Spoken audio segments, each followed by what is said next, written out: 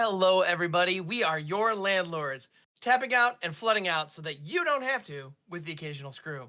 My name's Graham, go by Hamhocks42 on the internet, and as always, I'm joined by the one and only Astralsflame. Astros, how you doing, my friend? I'm doing good, Mr. Ham. How you doing this fine, fantastic Hawaiian shirt wearing Friday? Yeah, you know what? We're enjoying this. This is actually a tradition that I've heard of. Like sometimes I know people will. Actually, it's funny. My dad had a tradition for a long time. He'd always go into the office on Fridays with a Hawaiian shirt on. So Aloha Fridays Oh, was part I of the love that. routine. And I gotta say, I think it's a good idea. I like it a lot. I kind of dig So it. You know, it matches yeah, the aesthetic. This is the formal wear. it's Friday. It's got a Yeah, collar. We're good. it's Like yeah, yeah. it's collar work. It works. Absolutely. So yeah, no, yeah, rocking the Hawaiian shirt look, I'm pretty fond of. It's growing on me. I'm not gonna lie. Yeah, I'm looking forward to today. So we have a really cool listing, and yeah, actually, kind of before we get into Magic, I know if my voice sounds a little raspy for any of the fine viewers out there, I'm sorry. I'm actually coming back from being sick, for last week. So, but I'm feeling much better today on the mend. So Well, life is good. I'm glad you're Yeah. on the mend. I assume you cast that new spell from Lord of the Rings Reprieve. You know, you bounce the cold back. You got to draw a card for 2 minutes, so Mhm. Exactly, it's which pretty is good. actually pretty handy. I have it in my hand, I don't know what I'm gonna do with it now, but yeah, it did work. Yeah, it got me what I needed. Might I suggest like a windfall, windmill, discard wheel effect, so you just Oh, get there you rid of go. it and then you wash your Yeah. hands? Yes, absolutely, that's the plan. Good stuff. But yeah, so, like, yeah, so this past week, I know, like, my own personal YouTube production kinda hasn't been where I want it to be, and keeping up with things has been difficult because like, after a couple hours, my voice just would give out. But, I'm feeling today, it's so much better, it's not even funny, so, Hey, it's excited. good to have you back. It's good to see you in full. Yeah, And we've got an it's good to exciting be here. listing that we get to hear your lovely voice on. And it's We do. Commander Masters. It's happening. We're here. It's And as of this recording, we are just knee deep in preview season. We've got all kinds of individual cards to discuss, um, as well as some details around the pricing of this particular set, because it is noteworthy, let's say. yes. Emphasis on the note, potentially multiple hundreds of dollar notes. Yes, and yeah, and a lot of banknotes that will Yeah. be required to acquire the set, which I think is a little bit of a shame because honestly, based on the cards that we're seeing so far, um, yeah, it's I think that's kind of a bummer at the end of the day. So I guess like before we get into like individual cards that we want to discuss or any individual details about the set, so far we haven't seen every single card as of this recording. By the time that you folks are listening to it, we may have seen most of them, if not all of them, by that point. Because I feel like spoiler seasons these days are just these breakneck events where it's just It's like a snapped couple of over. days and then boom, we're looking at everything. So, so depending on how long when it is that you, dear viewer, have tuned in, we may be a little bit behind. But all in all, we've seen a ton of the set. I believe at this point we've seen every mythic, we've seen a Yep. good chunk of the rares, and there's also been some really bomb like common and uncommons Yeah. that have been spoiled as well, which are really exciting to see. Um, I like just kind of on that note, I think ones we haven't expected. yes. That's really nice. I Hmm. like seeing that. The Yeah, I completely expectations agree. of what we may have went into to what's been printed so far. I think they've definitely set the bar on reprints. Hmm. I'm pleased with that at least. Yeah, I'm inclined to agree. I'm inclined to agree. So, starting from just overall impressions, given what we know so far, how happy are you with Commander Masters? Like, what's your initial impression at this point? I really like the direction. I'm actually I'm not going to get on the price. That's going to be a whole other thing. So I'm going to keep that out of my scope for the moment. For For the the moment. product as it Yep. is, with the Mhm. previews we've seen, the directive art style for the previews, and how some of the cards are done, I really, really like the approach. Cards that may have never had a secondary printing yet are getting that printing. Commons and uncommons that you wouldn't have usually found in like a borderless type of aesthetic are being found, which I think is great. We're seeing stuff come back, redone in etched, which I quite like the etched. I think that's good. And Mhm. I gotta say, the what is it? The face, the side profile? The profiles, yeah. Yeah. I didn't know what I was going to expect. Like when I saw a Cosly goes, I was like, okay, I get it. he doesn't really like Kazi kind of doesn't really have that like side profile, so I think it. Mm-hmm. But then like I saw Kaikar, I saw the Ur Dragon, I Mm-hmm. saw Azusa, Azusa is and beautiful. Yeah. I'm like, okay, Mm-hmm. the Eldrazi Yeah. was a little weird, but like, yeah, you're selling me here. You're selling me good. Yeah, and it's funny you mentioned that because the first one that we saw was the Ur Dragon. Like they spoiled Yeah, the Ur Dragon. They showed the profile picture, and I saw a bunch of people really, thinking it was great. And at the time, I thought, like, it looks unfinished. Like, why is the background just a blank color? And it was like this chroma key magenta color. It's like this yeah, is so awkward. Like, what is this? I didn't like it at all. I thought it actually looked really awful. And for such an iconic commander, I was disappointed with it. But then throughout the course of the last few days, we've been seeing more and more of them get spoiled. And yeah, Kaikar looks fantastic. And oddly enough, the two that really sold me on it, one was Kozilek, because there's something okay, about just, you take a being that doesn't really have like a head and neck, and yeah, you present that as like a very human profile. Like there's something about that angle on that creature. It's just so weird that I couldn't help but I just love agree. it, you know? And the other one was actually Maelstrom Wanderer. There's the Okay, I Maelstrom can Wanderer get that with profile that. that looks fantastic. And it's just like, holy cow, that's an angle on that character I never would have expected to see. And it's really evocative and interesting. And then I saw Azusa and Urza, and it's just like, these are breathtaking. So it's like, and as a result, I now go back and look at the Ur Dragon and be like, no, you're good. Like you fit with the rest of these. Like this is like I'm completely changed my tune on it. I think the profile pictures are just beautiful. Like I love them. Yeah. So it's lovely. So thus far, we know of some. I want to stay on the topic of the side profiles a little bit. We know Mm-hmm. of some of the legendaries getting side profiles. Mm-hmm. Thus far of the previews, are there any legendary creatures that are coming in that you hope we see a side profile of that we have not heard about yet? Ooh. I mean, there's a Cranko. I think that would look pretty cool. Okay. Let's see. Actually, yeah, Cranko, Mizzix. I mean, they're reprinting Yargle, Glutton of Urborg at Uncommon because for some reason. Um, I would love to see that personally. Side Um, profile Yargle. Yargle, why not? Like, I think that'd be amazing. So yeah, I mean, there's that. We've got the other thing is too is we have a lot of kind of classic commander legendary creatures. Like Maelstrom Wanderer is a good example of just like Absolutely. it was designed for commander, it works for commander, and that's kind of where you expect to see it. And so it being represented and getting that treatment makes a lot of sense. But then there are other ones like Nekusar is going to be in here, and I don't believe I don't believe we've seen a profile picture for him yet. I don't know if we I will, don't believe so. but No. that'd be sweet. That'd be Hmm. a cool look at that character. Because ultimately, a lot of these characters have gotten like one piece of art and it's kind of zoomed away and that's just who they are and that's all we've ever seen. And so to zoom it in and get a really intimate portrayal of those characters, it brings them to life in a way that is really special. Yeah. So honestly, they could do that with any character and I'm happy. Like I want to see every single Magic legend get that treatment at some point. Now, is that possible? Absolutely not. But would it be sweet? Yeah, of course. Um, No, yeah. definitely would be sweet. Like, especially, I'll come from the standpoint of like a cosplayer, right? Getting that up close facial view of like the outfit, the facial expression, the features of a character Mhm. you want to cosplay as, that can often be hard. And like the side profiles kind of open that up to do, which is really sweet. Absolutely. Well, and they're also showing a ton of um they show characters from different angles when they feature them in other reprints.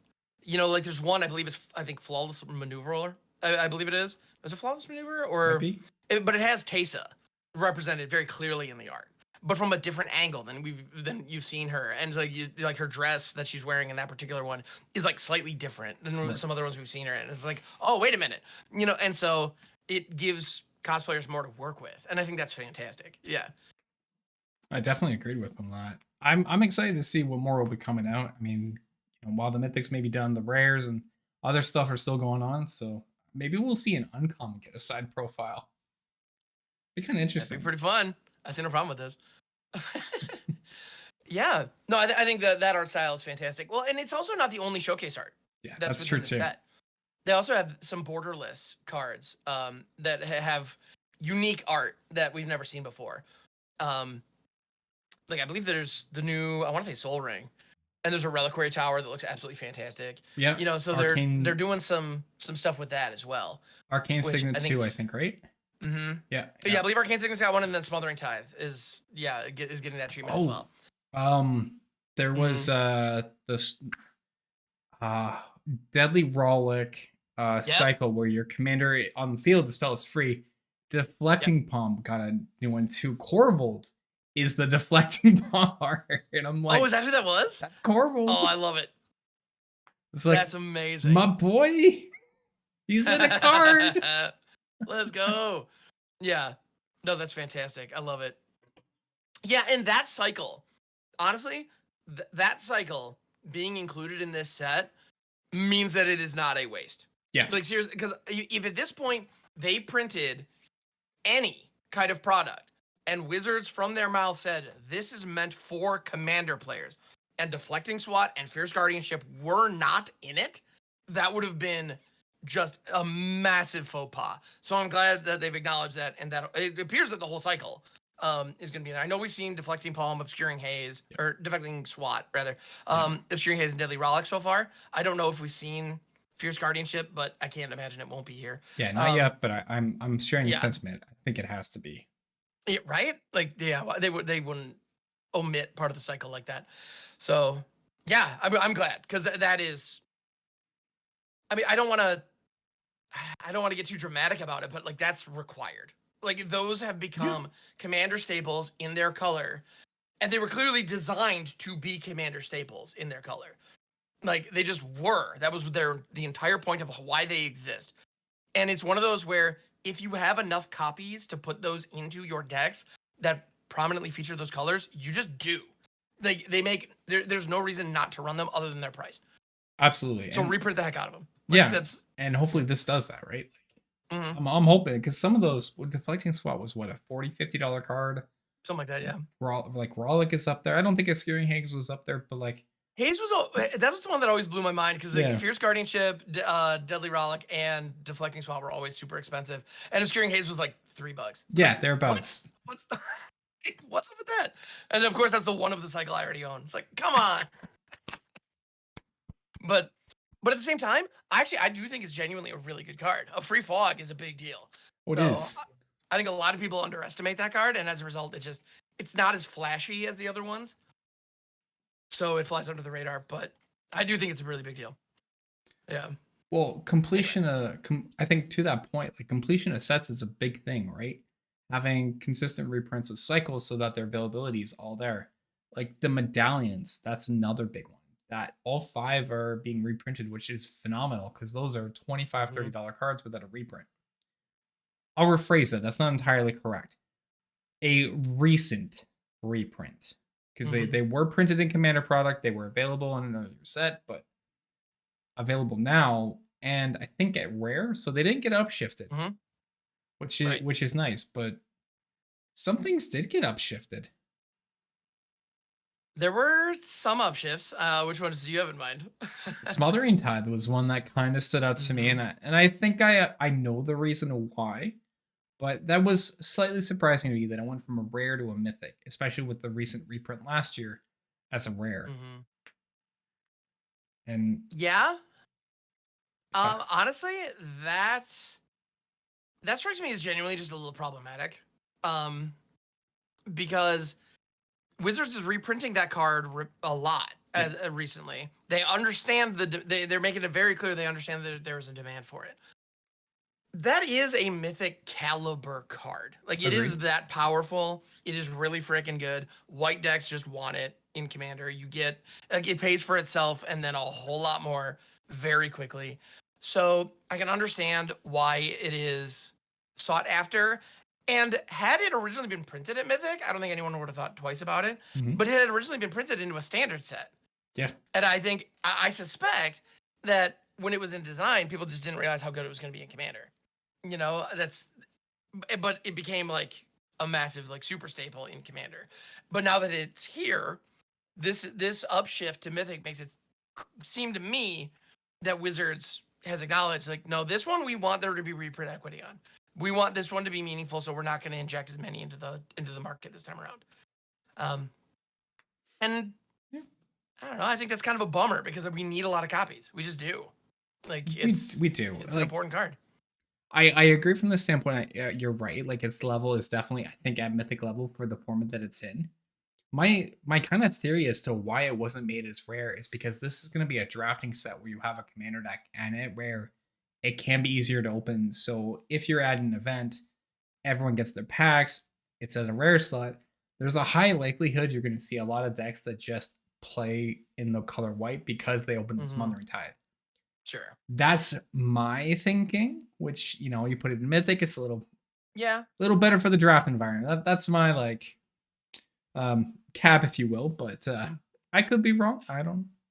There's something to be said for that. And if I'm not mistaken, these packs that are being drafted do contain 2 rares. They do. So the likelihood of opening it at rare becomes much higher. So I get that. And I can understand in this case, that might be absolutely viable and absolutely valid. I also think that is often used as a cop-out argument. Agreed. To try to deflect from just pure greed. And so, but because honestly, yes, this is a draftable set. So you will be able to draft this and play draft, limited commander. That is a thing you will be able to do with this set. But is that the primary purpose of this set? I'm inclined to believe no. Like, when you look at Commander Legends and Commander Legends 2 Electric Boogaloo, they very much read like draft environments. Agreed, when you look at the cards. The sheer amount of, like, B-, C+, like, uncommon partners, like, in the set. Like, that's clearly, like, oh, crap, I need a blue commander, and it's pack 3, what do I do? Oh, you get in here, sure. Like, that's very much, like, it reads like it's designed with draft in mind at a very core level. I can't imagine this set was done with the draft environment intended, like, first and foremost. I'm anticipating when they were picking the rares and mythics to be included in this set, they were looking at in-demand commander cards that people are playing a lot of. I'm guessing that's what they were looking at first and foremost, and then kind of backwards engineer to draft out of that. And I bet a lot of the common and uncommon choices, especially if something got downshifted from rare to uncommon, of which we did see a couple of those. I have a feeling those, the draft environment was maybe more of a consideration. I don't know. No. Yeah, it'll be very interesting to see how it pans out. I actually have never played exclusively within one of these, like, commander draft environments. Really? Before. Yeah, I never drafted Commander Legends 2. Okay. Yeah, I never did. So I can't speak to that draft experience. But honestly, I love playing Commander. I love playing with these cards, and I do enjoy playing Limited as well. But the idea of playing Limited Commander, it's funny. On the one hand, I don't like the idea, but I have played Commander Sealed, and that's a blast. So I don't know. It's interesting. So I'm glad that it can support a limited environment, but I do think that the purpose of this product should be, reprint value first. And I think the draft environment should be the secondary consideration. But I think that's fair. Just my feeling on it. No, like that's a very fair feeling. Like, given the level that the secondary market has on Commander staples, we're seeing a lot of Commander staples be reprinted.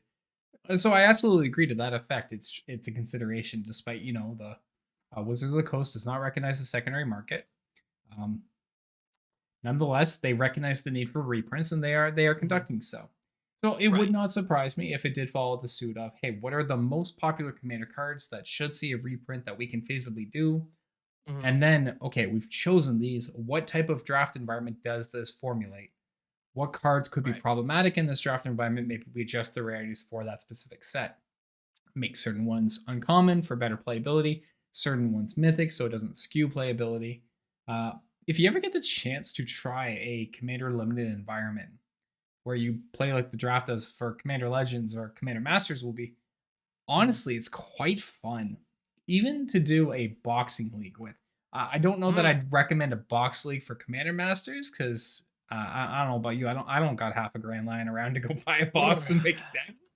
But I bet that deck would be fire. But you're probably right. but at the same time, yuck, dude. Oh yeah. Yeah, that price tag is a bit steep. Yeah. But like the original Commander Legends and Mhm. Legends 2, buying that for like, the $150 that it was, and you making a deck out of just those cards was actually quite interesting. The decks were, for the most part, without like you didn't have Soul Ring, obviously, but Mhm. they could slam. You got some really killer stuff in there. You could do some really sweet plays, and it worked out really well. So like Boxing League with those, very good. But yeah, I personally, I don't know that I'll be buying. I don't know that I'll be box leaguing with Commander Masters.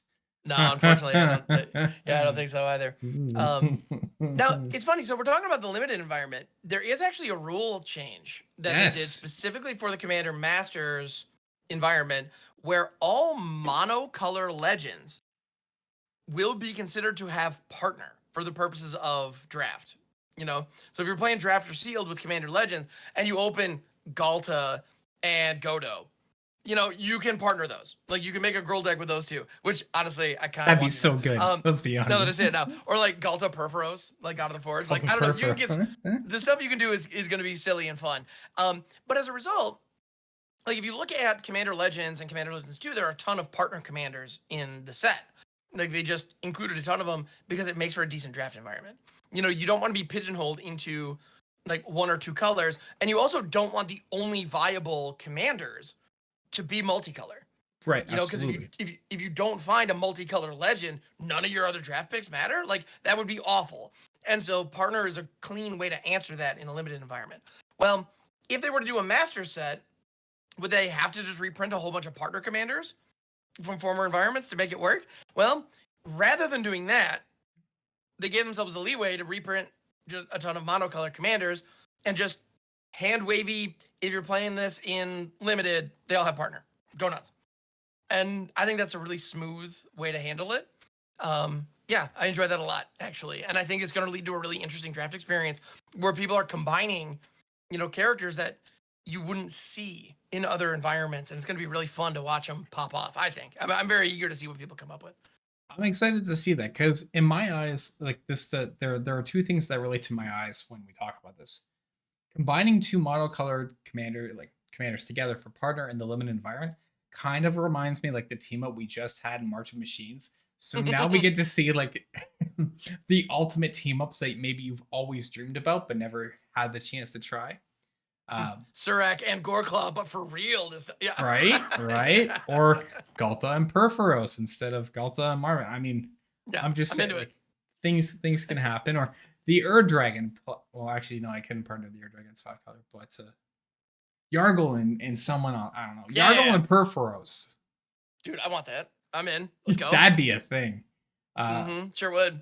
But Yeah. so that I think is really sweet. I do agree on that. And weirdly enough, it actually reminds me. So back in 2021, I believe it was, I had the chance to go play Commander with the Nitpicking Nerds in their studio.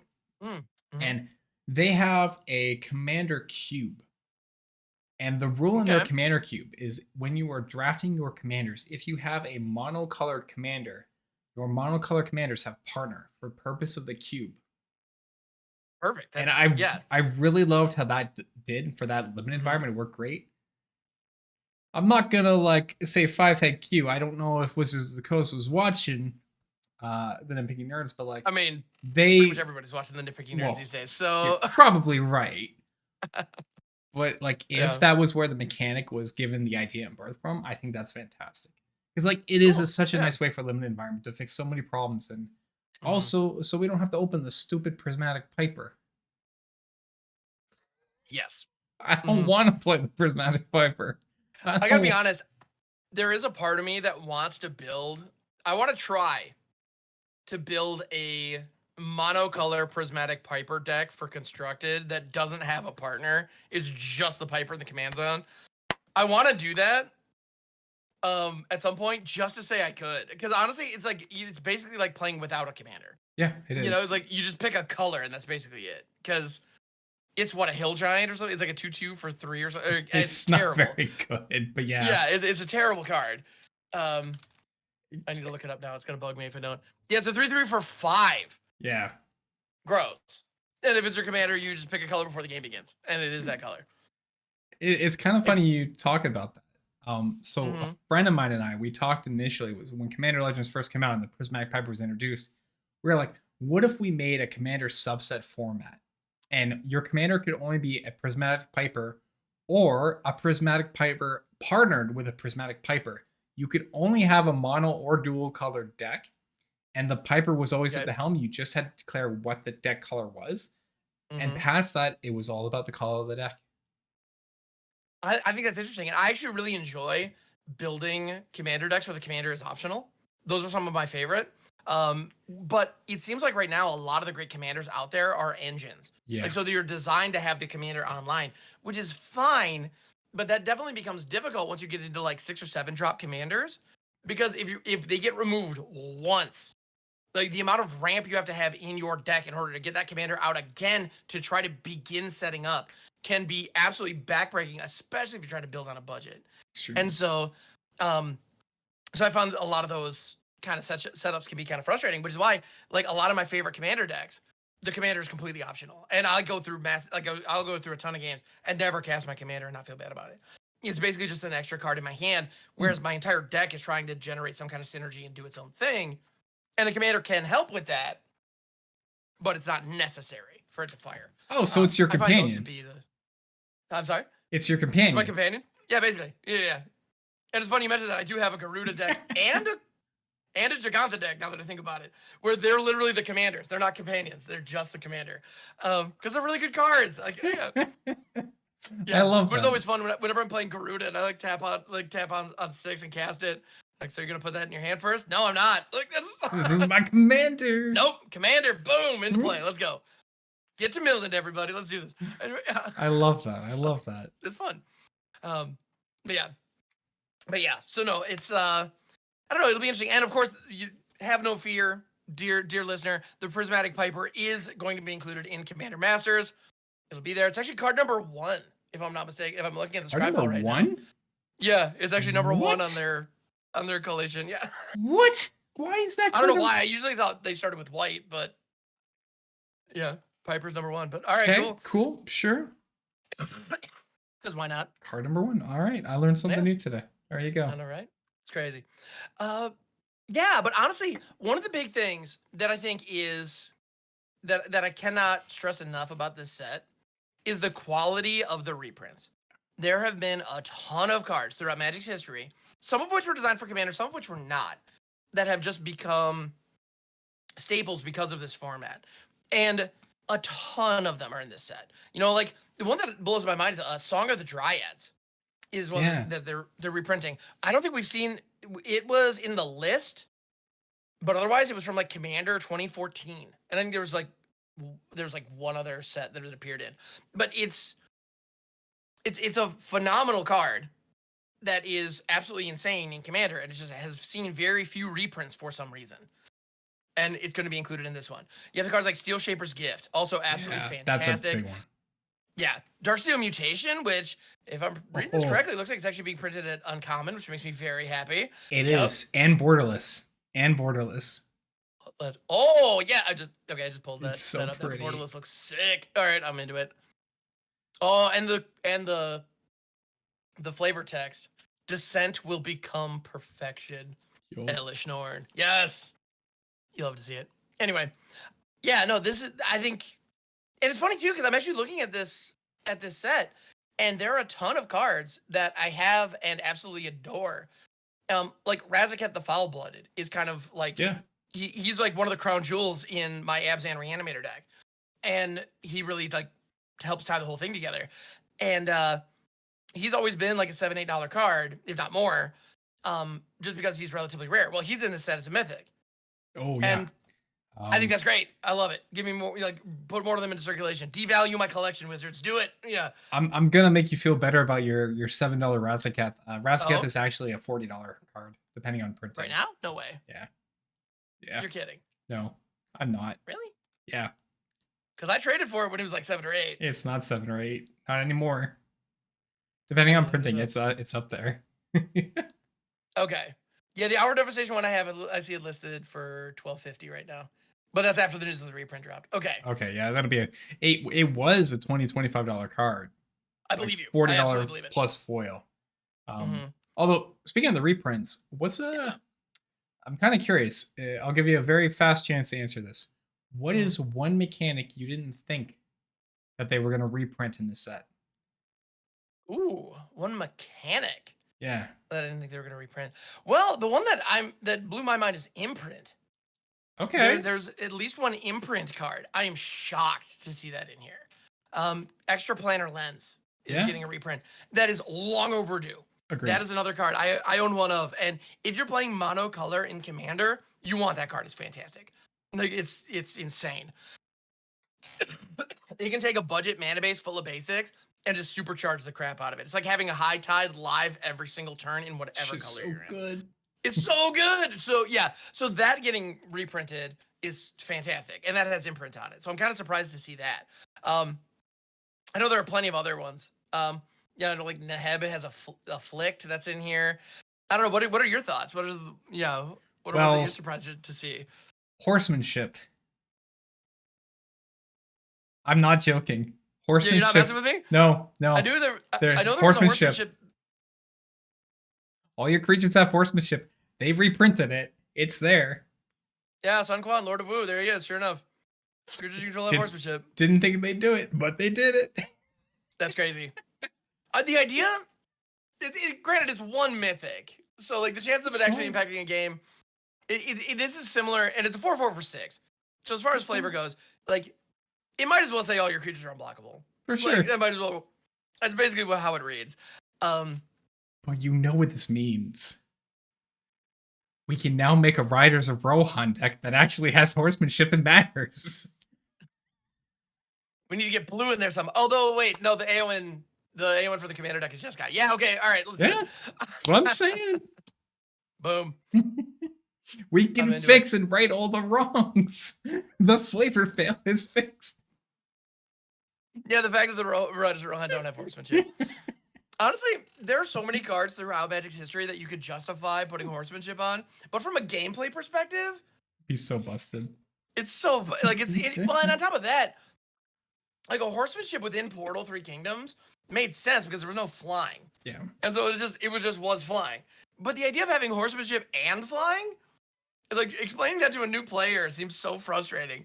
It's like, so yeah, if you have flying, you can only be blocked by other flyers and creatures with reach. Oh, okay, makes sense. They're evasive. But now what does horsemanship do? Well, if you have horsemanship, you can only be blocked by creatures with horsemanship. Aren't they okay? Like they're just the same thing. It's a full-on palette swap. Wait till they learn about Shadow. Oh, Shadow. The thing about Shadow is it had a downside. Shadow has a very real downside because your Shadow creatures can only block other Shadow creatures. That's true. So none of them can block full on, which is actually why Changeling Outcast, you'll notice it says it cannot block and it cannot be blocked. Right, because Shadow. It's functionally Shadow, you know. That's true. And its artwork is very dark and it looks kind of evocative of some of the old Dothy Shadow creatures, I think, anyway. So, anyway, that seems to be like a little homage, a little hint at Shadow without bringing Shadow back in. Yeah, I'd agree with that. And then Modern Horizons 2 came out and the Dothy Void Walker or whatever just showed up and was like, by the way, Shadow's just here for real. Just deal with it. Like, oh, okay. Yeah. Anyway, what a whole other yeah, a whole other kettle of fish or can of worms or whatever the expression is. Yeah. But yeah, so I mean, are there any other Reapers that you want to talk about that are in this thing? Because we have the free cycle in Deadly Rollick. We have cards, like Doubling Season, Craterhoof Behemoth, Chromatic Lantern. A ton of these cards that basically just, if you talk about staples in Commander, these just come up. These are just part of the discussion. There's also a mythic that I'm sure you have thoughts on. Balefire Dragon. I love that. Getting a reprint. The art in that is gorgeous. I got tagged in it like 3 different times. Hell yeah. That needed a reprint. That card is gorgeous. The fire breathing out of the card text is just chef's kiss. It's done right. No, it's a beautiful card. And the thing is, Balefire Dragon represents the kind of stuff I like to see in my Commander cards. It is a 7-drop. It is a 6/6 flyer, and when it connects, it deals that much damage to each creature that player, the defending player controls. So it is a massively powerful effect. It does not have haste. It is not an end of the battlefield trigger. It sticks. You go around the table once, or you have to give it haste somehow. So you have to jump through some hoops to make it work immediately, or everybody gets a chance to react to it. Mm-hmm. But if it goes unchecked, it does something explosive and fun. I think that's perfect. That's the kind of thing that I want to see. And that's why we see cards like Atali, like the original Atali, get like it's the same kind of deal. And that has gotten reprinted a ton because it makes for a fun, engaging gameplay experience. And when it fires because nobody had the answer, people It's so generally don't feel good. bad because they had a shot at it. You know? It's like when the new Atali just drops and you don't have a counter spell, Yeah. so get Yeah, wrecked, I that just guess. feels bad. Like that feels real bad. That's just, like that's just nobody's having fun in that case. Except the person casting Atali, because they're having a blast. Of course. But yeah, I feel like Balefire Dragon is a great example of just a big silly thing that you can get away with in Commander that other formats just can't support. And I You do know? I Yeah. do think that's one thing that they've done right. The reprints that have been chosen are impactful, useful, and great. There is that sweet side of here are the really solid staples we need. Here are those top end bombs that are just great to have. And then there's the Talpa. Yeah. Then there's a Talpa again. But it's got an etched foil. Woo! I So still want a yes, side profile as a Talpa. I'm sorry. I would love that, honestly. I That's would the make thing that too. comment. Zatalpa is an amazing card, right? I love Zatalpa. I think Zatalpa is also a fascinating case study. So if you're not familiar with Zatalpa Primal Dawn, 4/8 flying double strike vigilance trample indestructible for 6 white. So it's just this gigantic like boss monster that if it hits the field, it's a similar deal. If it hits the field and survives and gets to swing, especially if it's your commander, you're gonna be roughing people up, right? It's just how it's gonna work. Double strike in the air is a big deal, and it's got indestructible and trample. On top of that, like if you add any kind of equipment or any kind of aura, any anthem effects, anything to buff this creature up, your opponent is wrecked. Like you're gonna absolutely ravage them. But the thing is, Zotolpa has been in like every precon that has been printed for like the last 5 years. And so as a result, everybody has Zotolpas lying around. You know, everybody. It's just everywhere. Yeah. And so it's this card that's become an absolute meme. It's a joke of a card. But at the same time, when it's actually on the battlefield, there's this moment, like, it's easy to write off because it's like, oh, it's that card that's worth like a nickel that nobody cares about because everybody has 12 copies of it. But then once it's actually on the field, you're like, wait, do I have a swords in my hand right now? No, crap. Like, You're in like this is trouble. gonna really hurt, you know?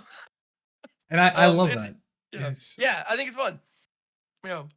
And so honestly, Zatopa Primal Dawn is in this set. It is a rare. If I crack a pack and I open, 2 rares and I get a Zatalpa, and Dracuseth, I'm not gonna be happy, but I'm also kind of gonna be happy. It's weird. Like I'll be happy to see those cards, but they're not money. Like they're fun, but they're not worth anything. But here's the thought though. Monocolor cards have partner. Zatalpa in the limited environment not only is a bomb, but also has partner. It does. That's a scary thought. I mean, that's a great thought, actually. I like where your head's at. I bet you. I'm gonna call it now. Zatalpa is gonna be pack one, pick one for people because it ends the game so fast. Honestly, probably. Like if you can ramp Zatalpa out, especially in limited where the removal is not going to be quite as hot as it would be in constructed, that could be devastating. Actually, yeah, I'd imagine Zatalpa would be pack one, pick one kind of material. Right? What do you do? Call 1-800 get flapped? Exactly. Yeah, 1-800 you flapping. Yeah, flapping, double slapping. Oh my goodness. I love that meme. That was the first time I saw that. I chuckled for like 5 minutes, and I can't explain why. It's just the best. It's just funny. It's just funny. Yeah. Yeah. So no, you're right. That could be. Yeah. And so the other one I mentioned was Dracuseth Maw of Flame. That's a card that I absolutely adore. 7/7 flying dragon. When it attacks, it deals 4 damage to something, 3 damage to something else, and 3 damage to something else. It's just a sheer wall of damage that you are just layering on your opponent. But it's a 7/7 flyer for 7 that doesn't have haste. So I personally loved reanimating that with Bond of Revival back when those were legal and standard, because that gave it haste and then you could really smash, and you could do some fun things with that. But is the card amazing? Like, not really. No, like it's fun. It's a good card, but it's worth about $1 right now. Cool. So did we need that to be reprinted? No. We didn't need another one of those. But at the same time, if I open it in a draft pack, I'm gonna be happy. Yeah. Actually, it's funny. So in our last episode, we talked about the Lord of the Rings limited environment. Mm-hmm. Dracuseth in this set feels very much like Landreval in Lord of the Rings. Oh my god, it does. Yeah. It's a card that's worth nothing in constructed and not a money card at all. But if you get it in your draft pack, you're gonna be just blissfully happy, and you're gonna crush with it. And I think that's exactly what's gonna happen. I could definitely see that, like, because it's removal on a body, and I think Boots got a reprint in this set, so there is potentially a way you can easily just give this thing haste and start chopping things off. You know what? I want someone to make a Boros Dracuseth the Zatalpa deck. That's got to be it. I'm in. I want to see this. Finish him off. Mm-hmm. Get flapping, get fireballing. That's it. Yeah, buddy. I'm so in. I'm in. Actually, come to think of it, have we seen any footwear in this set at this point? I don't know that we have the Lightning Greaves or Swiftfoot boots. Thought we saw boots. Maybe we didn't. Maybe we may have. Maybe not. Maybe I'm surprised. I'll be shocked if Swiftfoot boots aren't in this, though. Yeah, I would say honestly, it wouldn't make sense for Swiftfoot boots to not be included. Boots at least, but Greaves would be nice because Greaves is back up to $10 again already. Yeah, Greaves is one of those. They could reprint. They could give Greaves the Soul Ring treatment, and I wouldn't be mad. They could reprint it in every single Commander product ever, and it would retain some value because that card is just stupid powerful. It's so good. It's insane. Yeah. Cool. Yeah. Well, I don't know, on the reprint front, I mean, as far as the set goes, honestly, it feels like a lot of just great stuff for Commander is going to be here. We have the medallions. We have a new Kodama's Reach. We've got Felwar Stone, Land Tax. And it's not just the big splashy stuff. It's the little utility pieces to get you there. The staples and things that you would have at uncommon level. No, overall, I think it's a great set. I think the one hanging gripe that us and maybe a lot of players have is just the price point. Yep. And that's a kicking a dying horse, I think, for lack of a better word. Mm-hmm. In honest opinion, it feels overpriced. I would have liked to seen it cheaper, but as a product as a whole, I think it's great. I do really like it as a product. Yeah, I mean, I'm inclined to agree because when we say that the price point is a bit high, it's not like we've seen Masters products in the past, and we've seen reprint products in the past that are premium priced. That's not uncommon. I don't know, this feels different though. Yeah. Like these numbers are astronomical. So like if you want a set booster box, right? So let's say I want to get my hands on some set boosters. I want to pick up a box. Normally, for like a standard set, you would expect to pay around $100, between $100 and $150, depending on EV of the set, shipping, handling, whatever. That's usually around where you get for a box. If you're looking for like a box of Dragon's Maze, it might be a bit less than that. But but in general, you're looking at around $100, like $100, $150. A set booster box for Commander Masters right now is listed at almost $400. Oh, that's US too, isn't that? Mm-hmm. Oh. Yeah, they're listed right now on TCG Player at around $380. Let me take out my fancy calculator here for 1 sec. So that's 400 USD times current exchange, which is roughly a 1.3 factor. That is $520 Canadian. Ugh. I mean, and that is for 24 set booster packs. Oh, joy. Containing 15 cards divided by 24. That is $21.67 Canadian per pack, which if I take that the other way is $16.70 roughly USD per pack. Yep. And if you buy the individual packs, they're going for $18.26 is what they're marketed. Yeah. So no. Well, but that's also your math also was broken down for the whole box. And yeah, so yeah. A slight bulk discount is very real. So, yeah, it's expensive. It's nuts. It's just it's absolutely insane. And we even have individual Commander precons that are selling for over $100. Yeah. Like, the Eldrazi precon and the Sliver Swarm precon are both pre-selling for around $130. Holy, we haven't even Yikes. seen what's in those sets or what's in those, what are in those decks yet. You know, we've only seen the face cards. Yeah, we know And one that's what they're, card for each. and that's what they're selling at right now. Blows my Which mind. it's possible that once we get the full deck lists and like as the market gets saturated, especially if Wizards does multiple print runs or something, which I don't know if that's what they do generally with Masters. I don't think it is, but we might see those numbers drop a little. But if this is where things are starting, you know, like I know they don't have like suggested retail price anymore. Yeah. I like MSRP, I know is not a thing technically. But when the distributors sell the product, they sell it for a price. Yes. And then the retailers take that price and have to put some kind of markup on it in order to make money. So, sure, they don't have a published MSRP. But there's kind of implied in a way because you're Like, buying it for a price, you have a margin to make on it to retain business and operating costs, salary, etc., and profit for the business to grow. There more or yeah. less is like a secret MSRP, if you will, or internal to that effect. But I'm not going to justify the price point of the commander decks. I do, however, the point to them is that these are being marketed, if I remember correctly, as a premium type of deck, similar to how the Warhammer 40K and the Lord of the Rings one were. That's how they're justifying the higher price. They have some slightly better. But again, as Ham said, we've not seen the list. We don't actually know what's in them. So I don't know, maybe Zatalpa's getting not only reprinted the main set, but makes it into one of the commander decks. Yeah, exactly. Oh my goodness, could you imagine if they finally like release the Sliver deck, list and the Planeswalker deck list and Zatalpa's in all of them? Like, what? Why is this a thing? Yeah, I would love that. That'd be so good.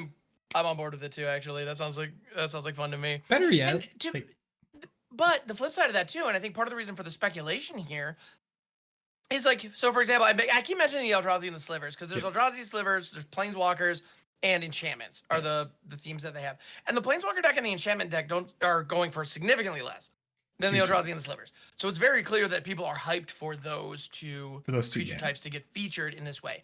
And we also know the commander decks will include new cards. Yep. And so I think there is a high likelihood that every single person who plays a colorless deck or any kind of reanimator deck and wants Eldrazi, there will be a new printing of Emrakul or some of the other Titans or some unnamed, Eldrazi that we've never seen before, like the face card in that Eldrazi Unbound commander deck that is going to become a new staple. There's a high likelihood there will be at least one card in each of these decks where if you're in these archetypes, they are auto-includes from here on out. And those individual cards, if this is the only printing that they see for a year or two, are going to become multiple hundreds of dollars. Like if you look at Slivers especially, like Sliver Queen, Sliver Hive Lord, those cards retain an incredible value over time because they often don't see reprints. And if people were running 5-color Slivers, they want every single one of them, every single time. And so every single person who owns a Sliver deck, when they print a new awesome 5-color Sliver Legend, every single player who is still active who has a Sliver deck tries to get their hands on it. And as a result, those prices are just they hold value in a way that you don't see with other card types. Yeah. And I fully anticipate, we have the Sliver Grave Mother who's the face card. So good. And she's really good. She has an opportunity. Good. Yeah, she's good. Just bottom line, she's good.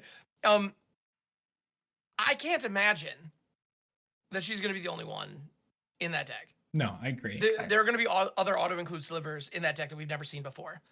And they probably won't reprint them for another 2 years. That when Commander Masters 2 comes out 2 years from now, they can include them then and sell packs. That's what I'm expecting. So it's funny. We can look at it now and say $130. That's highway robbery. That's ridiculous. But in 2 years, and there could be a new Eldrazi Titan or a new Sliver Legend that we haven't seen yet. That by this time next year is selling for $200 on the secondary market. Could be another dockside extortionist case, right? Like, speaking of the Slivers, that kind of brings up a point because we got teased at a card today.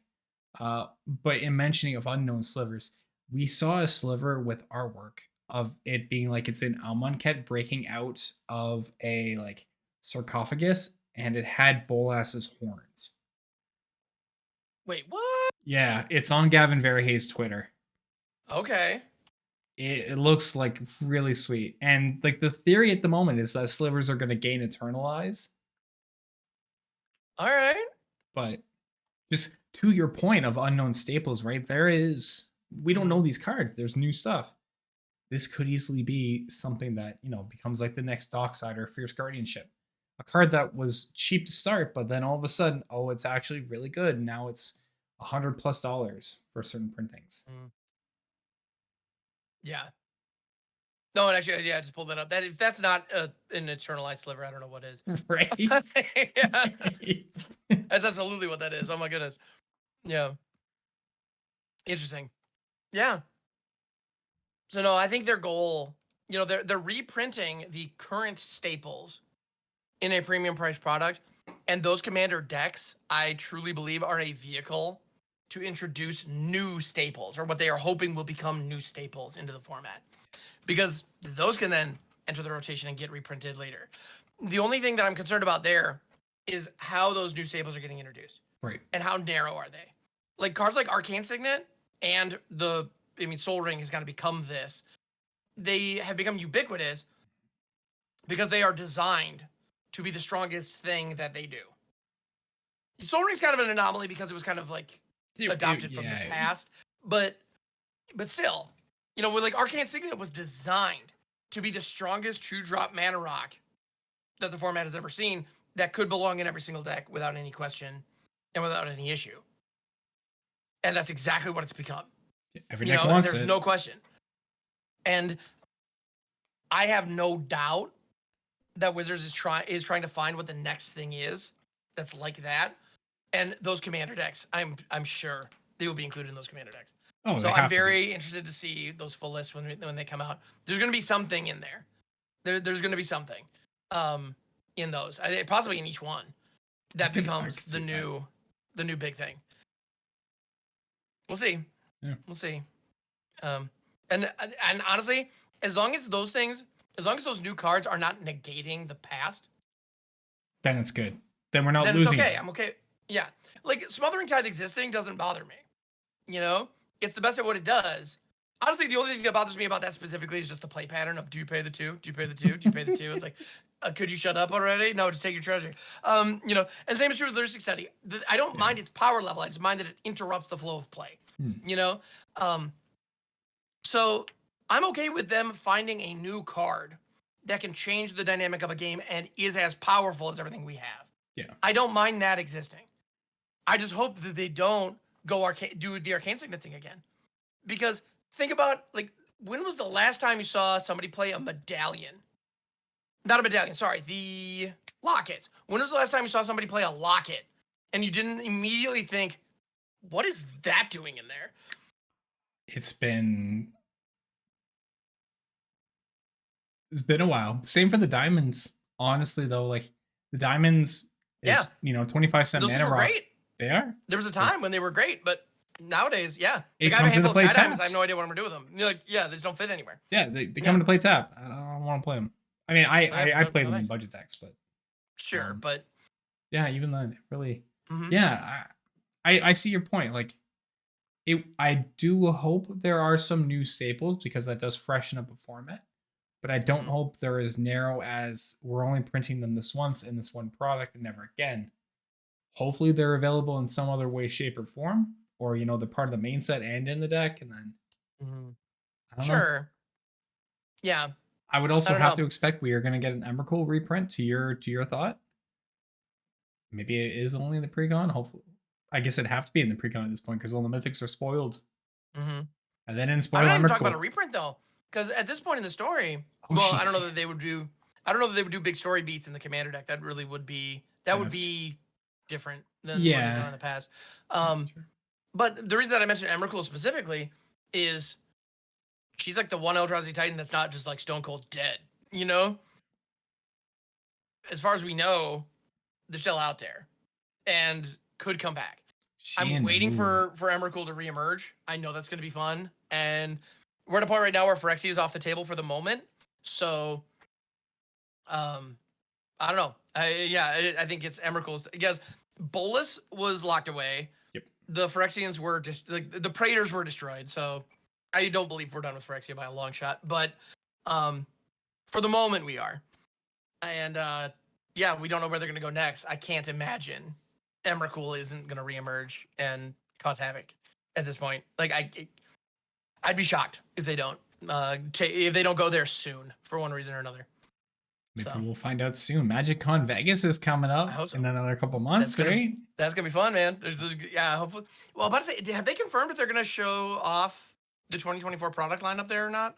I don't think they've confirmed it, but par for so. course, that would be an awesome time to do it. Yeah, but like September is usually around the time when they reveal what's coming up next. Yeah, so. And hey, we don't have to worry about new proxy sets this year. There's no $1,000 proxy sets. Let's go. Man, I hope not. We want to celebrate the 31st anniversary of Magic with you. No. Here's your 31st $1,000 proxies of beta. Have fun.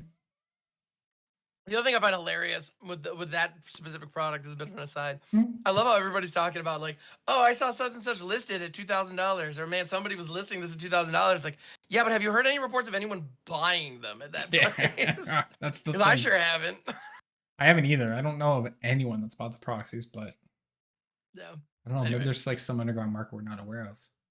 I don't know, chat. Are you commenters? Are you aware of the underground market? Do you know anything we've not shared, or have you seen any spoilers of? Well, I guess previews, because spoilers didn't really happen. Actually, we've had a very unleaky set, which is good. Yeah.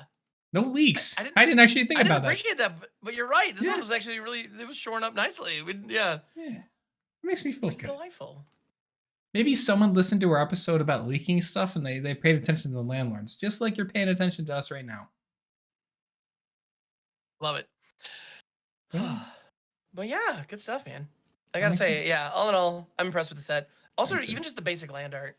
So good. I like the art is just, they've done so good with art. I love it. Not that this is off topic, but it's kind of on topic. I have a problem with the lands as of late. Oh? Because every damn set, excuse my language, since Dominaria United to now, shows me this freaking amazing art of full art lands, and I'm like, this is the land for me. I love it. Stained Glass and Dominaria United, I was like, this is the land for me. All my basics will be this. Brothers War, all the full art lands have giant mechs. This is the land for me. I love this. Freaking go to Phyrexia. I will be one Phyrexionized land in full art. This is the land for me. I love it. Merchant Machines, I didn't really get too much into, but the lands at Command and Masters, these lands are beautiful. I'm done with lands. Right? I know. There's just, they're just too many. They're all great. Honestly, it's funny. Actually, just recently, right before we started recording, I swapped the lands out in one of my Commander decks to just basics. Just traditional basics. They're not full arts, anything. They're all from the Lord of the Rings set though, and it's for my Aowen deck. And so like, okay, these are all Middle Earth images, but they're not the fancy map lands. They're just the basics. Like I just opened a gift bundle and I had all the basic, all the basics in there. It's like, well, sweet, let's throw those in here. And so as a result, it's gonna be a cohesive thing. But even the bargain budget basement art is great. Like all of it is fantastic. To the point where like, nice. But the kind of basics that you could walk up to your like the owner of your LGS and just be like, hey, I need like 20 swamps. Is it cool if I take them from the land station? I guarantee they're just be like, yeah, sure, go ahead. It's like, yeah, whatever, it's fine. If you stop and look at the artwork on whatever random swamps you pull out of that box, they're gonna be great. Oh yeah. And let's just appreciate that for a second. Anyway, that has nothing to do with this particular set, but there's just like Mark Poole and Rebecca Gay basics, and they're just Rebecca's art is always so good. It's the best. It's fantastic. Maybe that's next week's listing. Our favorite artists. Ooh, I'm down for that. Top 5 favorite artists. That sounds great. All right, there you go. You already know what our next listing is next week, everyone. So there you go. A little bit of a teaser. Sounds good. Speaking of though, Ham, where can people find you, my friend? Yeah, so I am primarily a Twitch streamer these days, streaming over at twitch.tv/Hamhocks42. I also have my own YouTube channel where I do independent, a lot of spoken word stuff as well as a couple of deck tech videos. I'm still trying to find my voice on my own independent channel, if I'm completely honest. I've only been doing it for 3.5 years and have like 500 videos up, and I still have no clue what I'm doing. But, because who does? Like, it's YouTube. We're all figuring it out. But that's where you can find me, Hamhocks42 on all the places. And yeah, I have a lot of fun thoughts about Magic, or at least what I think are fun, and I'm throwing them out there. So I'd love it if you come pick them up. Yeah. How about you, Astros? Where can people find you, man? Before they can talk about where it came from, was that a pun? Was that a pun? Because you were like finding my voice because your voice has been getting better with. I mean, my voice has been cutting out on me, literally. I mean, that wasn't intentional, but I'll take it. It's just like, was that what we're rolling here? But because I was like, that's perfect, like A+. I mean, I guess, yeah. No, but yeah, my Twitch streams are my primary thing. But like YouTube, I'm still out there. I'm still doing it. It's funny actually. I haven't uploaded it all this week because my voice has been shot. Gotta fix it. And I know I need to get on that because it's bothering me. But anyway, but yeah, Astros, how about you, my friend? Where can people find you out there? Yeah, everyone, you can find me at Twitch, Twitter, TikTok, Instagram, and YouTube at Astralsflame. I am starting to get back into some different types of content. So, weekly standard streams, Friday nights are deck reviews, and Saturdays I'm playing those decks. So if you have a deck you want me to check out, change it up, make it best of 3, and see how it works on the ladder, I'll purposely take my rank for you and play your deck. If it works, you can thank me. I'm a genius. If it fails, you can blame me. I am not a genius. So either way, no worries on you. But yeah, usually doing that. And then on YouTube, starting a new series of how you can get into a best of 3 and what it is and why, frankly, you should play it. Because you're missing out on a whole other enjoyment of Magic the Gathering that way. But yeah. Agreed. It's awesome. Yeah.